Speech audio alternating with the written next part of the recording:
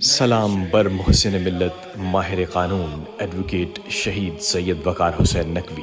وہ علم کا چراغ تھے، انصاف کے علمبردار، مظلوموں کے لیے شجر سایہ دار اور ظالموں کے مقابل ایک آہنی دیوار تھے۔ یہ ہے داستان شہید سید وقار حسین نقوی، جن کی زندگی خدمت، علم اور قربانی کا استعارہ بنی رہی۔ 16 مئی 1952 کو لاہور کے ایک علمی و مذہبی گھرانے میں آنکھ کھولنے والے سید وقار حسین نقوی نے اپنی ابتدائی تعلیم حسینیہ ہائی اسکول موچی گیٹ لاہور سے حاصل کی۔ صرف 3 سال کی عمر میں قرآن پڑھنا شروع کیا اور 7 سال کی عمر میں مکمل کر لیا۔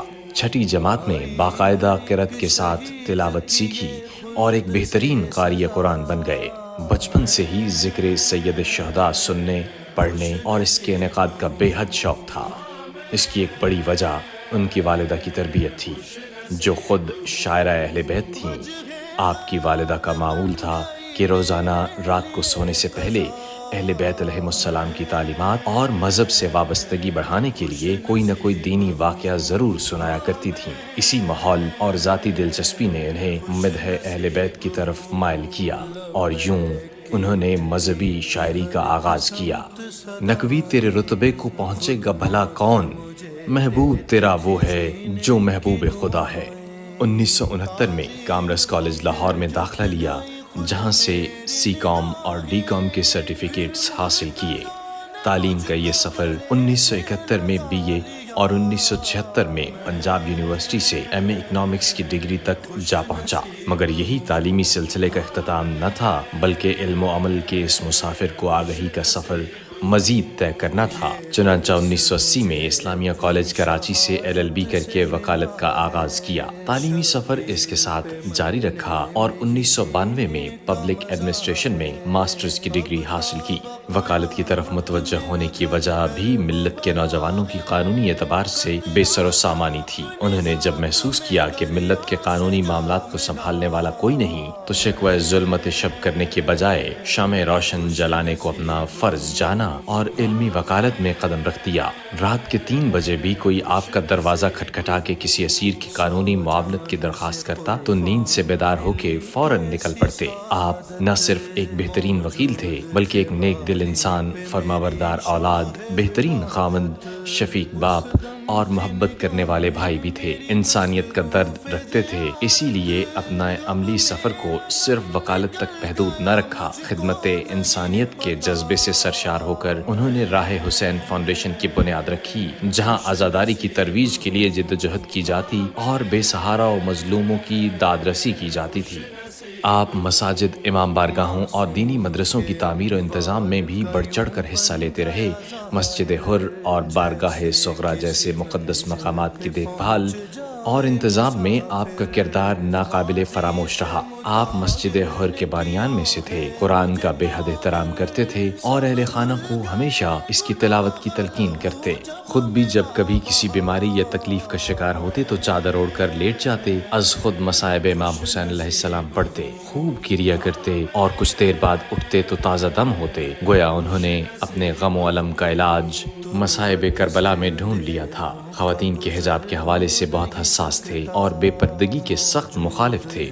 ایسی تقریبات سے اجتناب کرتے جہاں بے پردگی ہوتی، اور اگر اختیار میں ہوتا تو ان محافل میں پردے کا انتظام کرواتے۔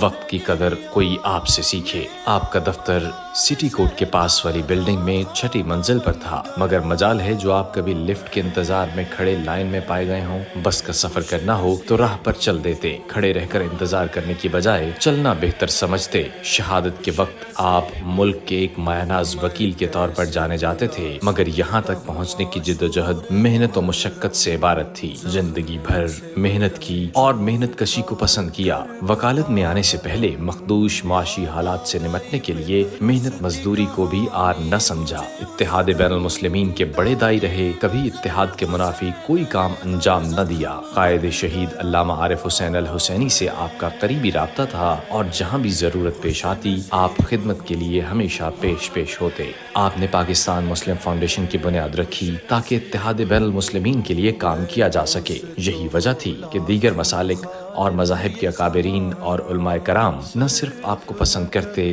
بلکہ آپ سے ملاقاتیں بھی کیا کرتے۔ وقار حسین نقوی نوجوانوں کو سول سروس کی جانب راغب کرنے کے ساتھ ساتھ انہیں CSS کی تعلیم بھی دیا کرتے تاکہ وہ بااختیار ہو کر قوم و ملت کی خدمت کریں۔ وقار حسین نقوی بطور ہائی کورٹ سینئر ایڈوکیٹ مظلوموں کی آواز بنے۔ آپ قوم و ملت کی فلاح و بہبود کے لیے شب و روز مصروف عمل رہتے تھے۔ ملت کے نوجوانوں میں بیداری اور انہیں پرعزم رکھنے کے لیے معصومیہ اسکاؤٹس گروپ بھی ترتیب دیا تاکہ انہیں سیلف ڈیفنس کی تربیت دی جا سکے اور وہ سانحات و سخت حالات کا سامنا کرنے کی ہمت اور حوصلہ پیدا کریں۔ یہی خدمت کا جذبہ تھا جس کی بدولت انہیں تحریک جعفریہ پاکستان کا مرکزی ایڈیشنل جنرل سیکریٹری مقرر کیا گیا۔ تاہم انہوں نے خود کو ہمیشہ قوم و ملت کا خادم ہی سمجھا اور بھرپور قائدانہ صلاحیتوں کے باوجود ایک عام کارکن کی طرح ہر قومی اور مذہبی محاذ پر سرگرم عمل دکھائی دیے۔ ماہ محرم کی آمد سے قبل ہی ملک بھر میں عزاداری کے انتظامات کا آغاز ہو جاتا ہے۔ چونکہ آپ مسجد حر کے محتمم تھے اس لیے 2.25 مہینے کی عزاداری کے انتظامات آپ کے ذمے ہوتے تھے۔ چنانچہ یہی سبب تھا کہ 7 اپریل 2000 بمطابق 1 محرم الحرام آپ اپنی اہلیہ سے کہہ کر گھر سے روانہ ہوئے کہ مسجد کے کچھ ذمہ داران دریاں لینے آئیں گے، انہیں دے دیجیے گا۔ آپ اپنی ایک بیٹی اور ایک بیٹے کو ساتھ لے جایا کرتے تھے۔ پہلے بیٹی کو میری کیئر اسپتال چھوڑتے جہاں وہ اپنی BDS کی تعلیم حاصل کر رہی تھی اور بیٹے کو لاء کی پریکٹس کے لیے دفتر لے جاتے۔ اس دوران آپ کا ایک اہم کیس بھی تھا اور آپ دوران سفر اس کیس کی اسٹڈی میں مصروف تھے۔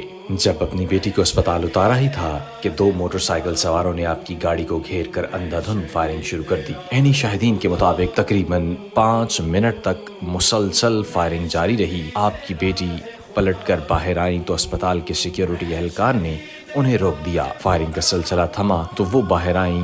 یہ ایک قیامت کا منظر تھا۔ گاڑی میں موجود آپ کے والد، بھائی اور ڈرائیور گولیوں سے چھلنی ہو چکے تھے۔ بھائی ارشاد نقوی اور ڈرائیور اقبال حسین نے موقع پر ہی جام شہادت نوش کر لیا جبکہ وقار نقوی کی چند سانسیں باقی تھیں۔ آپ قرآن پاک کے عاشق تھے اور جب اسپتال لے جایا جا رہا تھا لوگوں نے سنا کہ آپ قرآن کی تلاوت فرما رہے تھے۔ سر میں گولی لگنے کے باوجود یہ منظر کسی معجزے سے کم نہ تھا۔ بالآخر چند لمحوں میں آپ نے بھی جام شہادت نوش کر لیا۔ آپ کے ہمراہ شہید ہونے والے آپ کے 19 سالہ فرزند ارشاد نقوی اور ڈرائیور اقبال حسین شاہ بھی ان تمام خطرات سے بخوبی واقف تھے، مگر اس سفر عشق میں قربانی سے کسی دم بھی پیچھے نہ ہٹے۔